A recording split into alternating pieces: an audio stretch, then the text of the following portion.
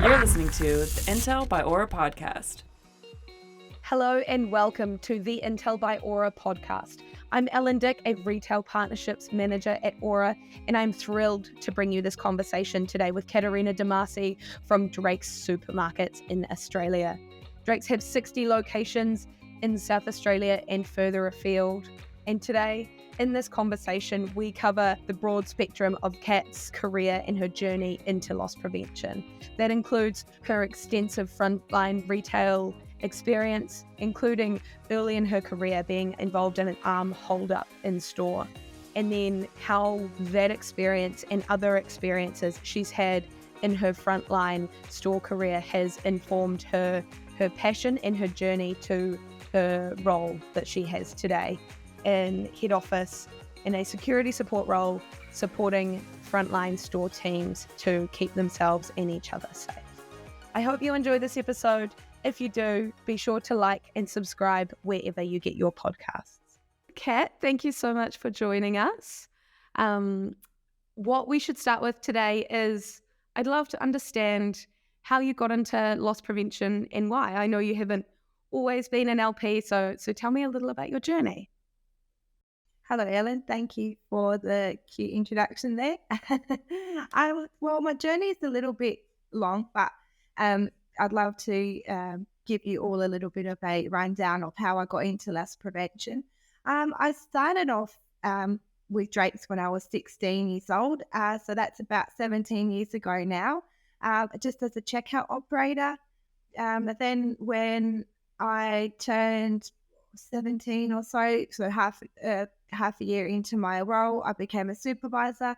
From there, we were actually in hold up, so that was quite upfronting and not the best experience you want to go through when you're so young, but we all handled the situation really well. And from there, I became a duty manager. And then while I was studying my double degree at university, after my duty managing and once I completed my degree, that's when I was approached by one of the supervisors here at Drake's who asked me to work for Drake's full-time rather than casual, and to see if I'll go into the management field of night field. So that's where I started. I did night field for about 3 years. I went from, third in charge to a second in charge and then a night field manager eventually. After that, I became a growth through manager, and then my journey changed a little bit because I had met my now husband who was living remotely. So I decided to stop working full time and at Drake's, that is store level, and just went on to casual and working for Drake's on the weekends. At the same time, I did work for a South Australian apparel manufacturer and got all my admin experience through there. So that was a little bit of a change in the journey, but it was an awesome change because the business was also South Australian, and they made and still make the Australian Test cricket jumpers and vests from supporting all local growers. And so it was really good to just be able to go into an industry that had a similar focus, and it was all about supporting local. From there, I became a mother of 2 very young children. I've got a 3-year-old son and a 2-year-old daughter, and reached out back to Drake's to see if I can work more, should I say, not full-time, but have a bit more of a some regular shifts, and to see what they could do with me becoming a mum and the flexibility, because obviously, in a supermarket industry, there is a lot more flexibility for people. That's why I was given the opportunity to be able to study and work and focus on a career at the same time. So I was very fortunate to become the security admin officer here at Drake's and work with Jim. So I'm very lucky and happy about that, and it just couldn't have worked out better. So that's a bit about my journey and how I got into loss prevention. Yeah, amazing, Kat. Thank you so much for sharing that. It sounds like as in a lot of people's journeys, the way that people end up in loss prevention is often not super linear. It sounds like you've touched almost every part of that store journey, which is really exciting. And then also obviously having quite a challenging experience early on in that armed holdup. Is that one of the moments that you think kind of defined, your experience that you can now use when you're interacting with stores and things like that? Oh, absolutely. It's from that to having to deal with on store level with situations such as theft and even internal theft. So it's where I think I've always had that interest, and now I can actually really use what I love to do. So it's really all come together beautifully. I was always the type of person who thought to myself, and not trying to speak too much of myself, but whatever I put my head towards doing, I will do it. I will make sure that I do 100% in it. And I never really knew going to uni, what am I going to do after? Am I going to be in HR? Am I going to be in WHS? Like, I really never knew what aspect of business I would get into. And getting into loss prevention and doing what I do now, it's really helped me identify what I really am passionate about and what I love doing. So yeah, it couldn't have all fallen together better. Amazing, to be honest. I love that. Yeah. And it's cool to hear your passion about the LP field. And it truly sounds like you're one of those people that has been given opportunities, but whenever you've been given opportunities, you have said yes, which is really exciting. So yeah, it's very nerve-wracking to do, because most of us are routine people. When you're used to a routine, and a comfort, it's hard to get out that comfort zone. But sometimes just saying yes and getting out your comfort zone just does wonders and takes you into onto paths that you never thought you'd be on. So yeah, worked out in the positive for me. Most definitely. So along that theme then, you've been given incredible opportunities that you've definitely taken with both hands. You've developed this passion for loss prevention. You've been given opportunities to explore different retail verticals, but also different areas within the grocery sector. I'd love to know, what are some of your career highlights so far? Well, one of the biggest ones, and it came to a surprise, was being nominated for the Rising Star Retail Risk Management Award just a few months ago. And not to mention that, never even thought I'd be nominated for something, or that something such as a big event like that existed. I actually won the Rising Star Retail Risk Management Award, which was amazing. And it's got to have to be one of the biggest highlights of my career to now. So yeah, it was just such a great experience, and it just really helped me understand that, hard work does really pay off, and juggling motherhood with work, it more often than not, we're questioning ourselves as mums, like, am I doing enough, or am I doing enough at home or at work? So it really just helped keep me on the right track, to be honest. And yeah, it was a really, really special moment. Of course. And it's by all means very, very well deserved. So a huge congratulations Thank to you. I said I feel like I wouldn't be here if it wasn't for the support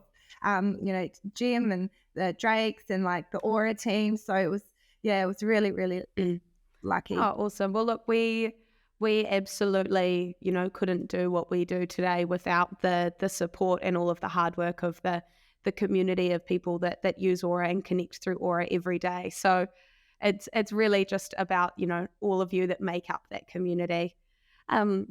To shift tack a little, I'd love to understand, you've come into the loss prevention industry from a retail background, but not always a security background. So I'd love to understand, when you first entered the kind of LP space, were there any challenges that you faced, being new on the LP scene, being a woman? It's traditionally quite a male-dominated field, although we know that this is changing a lot. Has that been your experience? It has actually. So just in general, working within the retail sector and predominantly here in South Australia, you do see that there is more males within managerial roles. And when I say managerial roles, I don't mean like department managers, but more store managers or assistant store managers. I don't think we have many of them here in South Australia, but slowly within the industry that is changing. In Queensland, we do have a fair bit of female managers. When it comes to loss prevention, if we really look at the balance between how many women are in loss prevention, and that goes from like security guards to actual LPO officers. I would say that it's getting better slowly. So you don't see many female guards as such. And that could be for numerous amount of reasons. I always try and put it down to like, would a female go and put herself in that position where, we could get abused by someone or punched in the face or, I'm not too sure whether or not those kind of things have an impact of why there are so many females in roles like security, for example, and that's more like the security guard side of things. LPO officers, I've dealt with and seen quite a few of those on the shop floors and preventing shop theft. So it's great to see, and I think it's because on those shop floors and being an LPO officer, they're normally working pairs. So you've got someone else working for you. So you feel that extra bit of backup and support. And I think that is where us females do feel a bit more comfortable in those type of roles. And then going from there into like loss prevention managers or organised retail crime managers, I think the diversity there is quite good. The balance is quite good as of late, especially like looking around, there's companies that do have a fair bit of women in those type of roles. So I definitely think the change is happening. It might be slow, but it's definitely there. We're on the right track there to give females a better opportunity to be in these type of roles. For sure. And I like that you've called out how that picture of diversity and what you're seeing in that retail landscape is changing. And I think that's helped by having people like yourself promoted into these, security and loss prevention focused roles, because it helps give other team members that are looking up to you that visibility that, those roles are available for men, for women, for any type of people that are keen to move into that loss prevention space. Oh, absolutely. Yeah, that's really important to have that confidence and to be in those type of roles as well, I think. Yeah, so I'm glad to be of that position, really. Yeah, awesome. And so let's bring it back to Drake's and to the organization that you know best. I'd love to understand what you and your team within Drake's Supermarkets are doing as an organization to incorporate more strategies around, DEI, around diversity, equity, and inclusion. So anything day to day that you see that's working really well in the space? Yeah, so I think Drake's as a company got a really good balance with the DEI and the diversity. And that's particularly because you can see that, a lot of our staff members are from all different type of backgrounds and countries and have had a lot of experience, in coming from a different cultural background. And I think that really helps, especially when you're in certain stores where the demographic might have a larger focus on, say, the Italian community or the Greek community. So having people from a diverse range of countries really does help you understand what customers want. I also feel like Drake's has been really supportive with us women who are coming back to work after having children. And, I just go from my own experience and just how good the management has really been and understanding with coming back to work, 3 days a week and the challenges that pose of returning back to work when you are a parent. And sometimes you have to leave work because you've got a phone call from a childcare centre saying, your child's fallen over, bumped their head, they need their parent, or they've got a temperature or things like that, or even not being able to make it to work because his children are sick. These are the type of challenges that as a parent, whether you're a mother or father, it doesn't matter.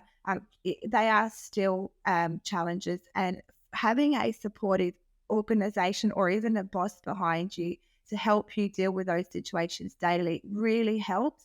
And it really eliminates that guilty feeling I'm feeling guilty because I have to leave work. But, if I don't, I feel upset because I won't be able to go and help my children, So it's that guilt trip there that really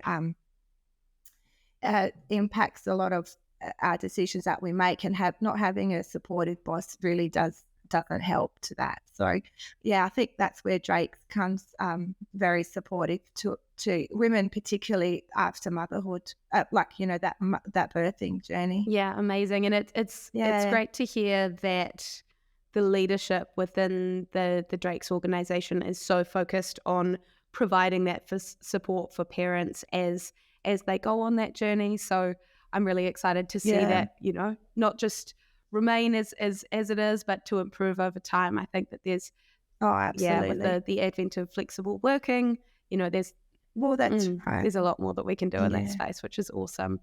To shift tack again, we've talked a lot about the diversity, equity, and inclusion angle, but I'd like to dive into your own experience a little more. So I know that you've grown up in stores, and now you're in this loss prevention role, supporting the stores from more of a head office standpoint. How do you use that store-based experience to empower those teams on the front line to feel safe? And what are your biggest tips in this space?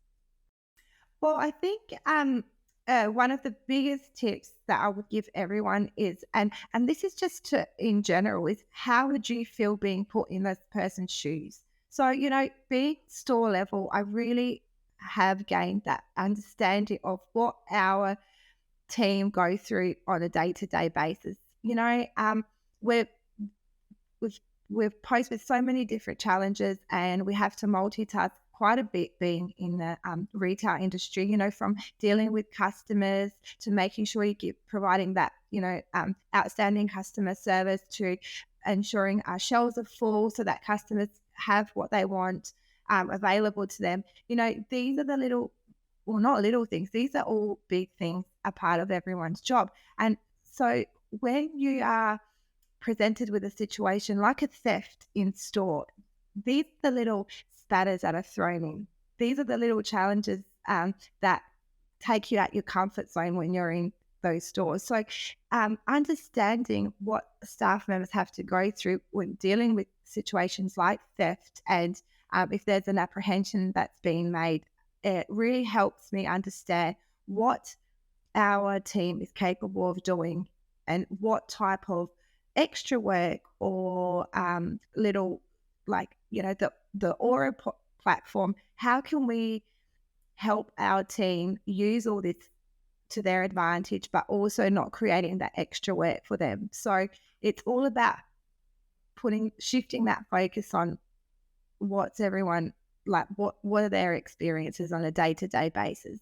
So I really think it's important to put yourself in someone else's shoes, and being able to do that is a big advantage. Yeah, for sure. It sounds like that in-store experience has really set you up well with those soft skills to be able to empathize with your customers, but also empathize with your teammates in store. And that spread, even as you've moved out of stores, you're still able to so aptly understand what those teams are going through. I particularly like what you said around the multitasking and the split focus and trying to provide the most outstanding customer service and the best on-shelf, availability across all of your stores when everyone's busy and everything, is competing for your time and your mental headspace. So maybe what would be useful to understand next, Kat, is what is your role day to day at Drake's that helps support those team members? Give us a rundown of what a day in the life looks like. Well, I'm only here for 3 days a week, so for me that's a short A lot to get done time in a short time. yeah, absolutely. One of my biggest things is I work from is my to-do list. So every morning I'll put together a little to-do list, or every afternoon for the next day.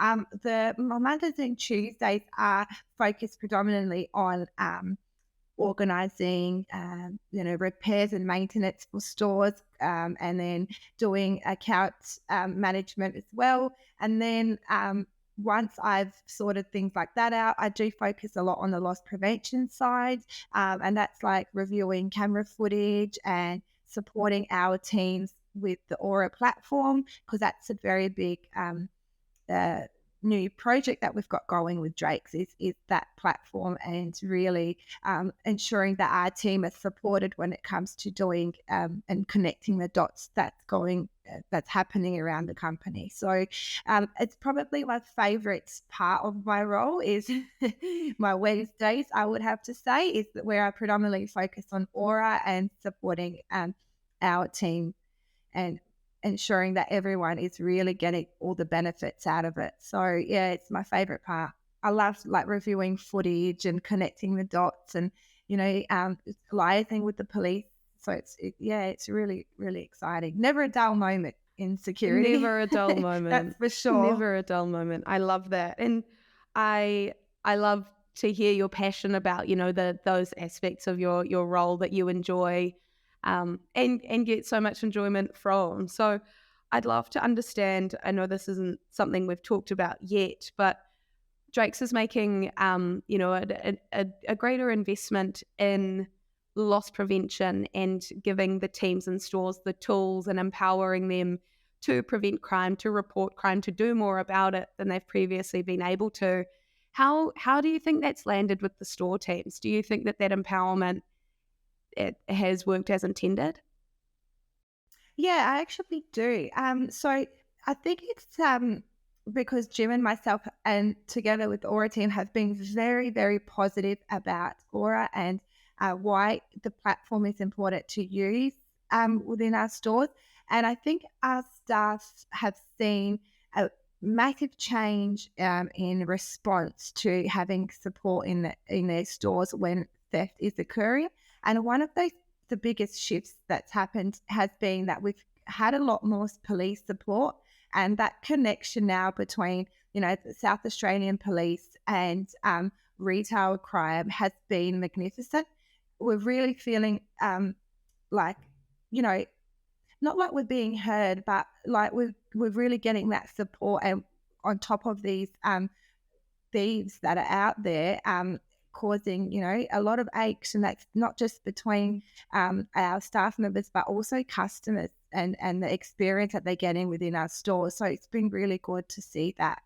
And, we've had staff members from particular stores who've really been very encouraged using the platform, and they've put in so much effort to do apprehension, uploads, and even to be included when there's apprehensions and things like that. It's really good to see that positive attitude. And you think as the the business is taking more of a focus on this, do you think that awareness by team members that weren't previously aware of crime, occurring in stores and things like that happening with dishonest customers, do you think that awareness has really shifted?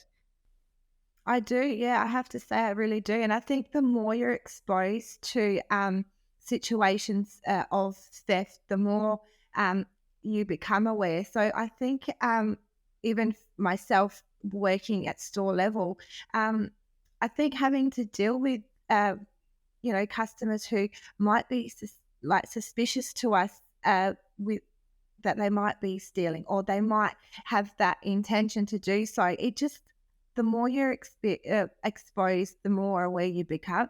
And I think that's where our staff members are really becoming more aware of what's going on around them. And particularly because now you can really support them and really help them identify thieves all within one certain spot. So it's not like you're printing off, images or having a folder that you keep locked away that you're showing your staff members. Now, our management can actually communicate to, supervisors and staff members just by having a platform there, having something digital. And I think that's always a really helpful tool and just the way to go, really, because of privacy and just there's many other aspects there.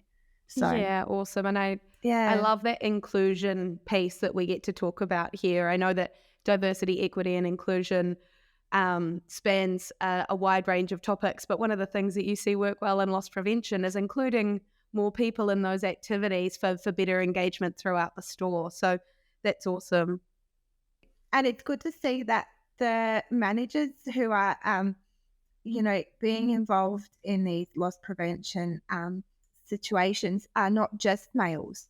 They, we've got some female assistant store managers and even managers in Queensland who are so keen to be involved and report to us and point out, oh yeah, this customer is connected to this one and they're working together to try and steal this or do that. It's really good to see that and the confidence in us women in doing so. So it's been really great. I love that. And I loved your point earlier about that confidence that is reinforced again off the back of, getting more and more encouraging feedback and response from police. So I'm really, really pleased for you guys that is all, Oh, it's worked out really well. Yeah. And I understand, we're all busy. It's not retail theft is probably not the only aspect of the police job where they have to focus on, but having dedicated team members now, even from the police, that are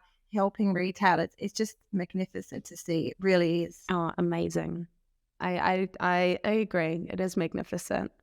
Yeah, it is. So I'd love to close our conversation today with a tradition. Our last question is always your one piece of advice for other women that are looking either to break into the loss prevention or to thrive or to grow within the loss prevention industry, whatever stage they're at in their careers. What is that one piece of advice you would give to them?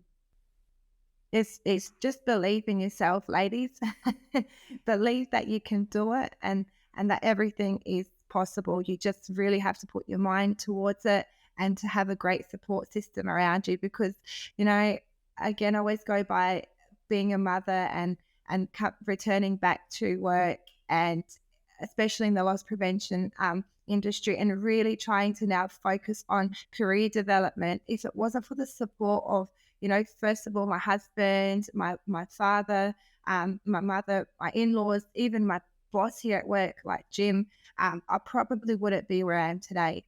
It's that support network who can really see the potential that we have and that they are helping us to get there. And not everyone has that, which is sad. But even if you don't have that, you still should believe that what you do is enough. And sometimes we don't get told that. And I think that's where it becomes harder to be able to trust yourself and what you want to do. Yeah, perfect. And I think that having a support system is so key. And I know that a lot of our friends and colleagues would say that it takes a network to defeat a network. And I think it takes a network to achieve what you want to in life as well. Oh, absolutely. It does. I think they say it takes a village when it comes to raising children. Yeah. So I think the same goes for any type of career development or achievement you want to make in life. It definitely takes a network, that's for sure. I love that. Well, Kat, thank you so much for your time today. It has been an absolute pleasure talking with you. Thank you for sharing all of your insights and your wisdom with our community, and we hope to do it again soon. No, thank you so much for having me and the Auror team for being so amazing to us all. Thanks, Kat. Talk soon. Thank you.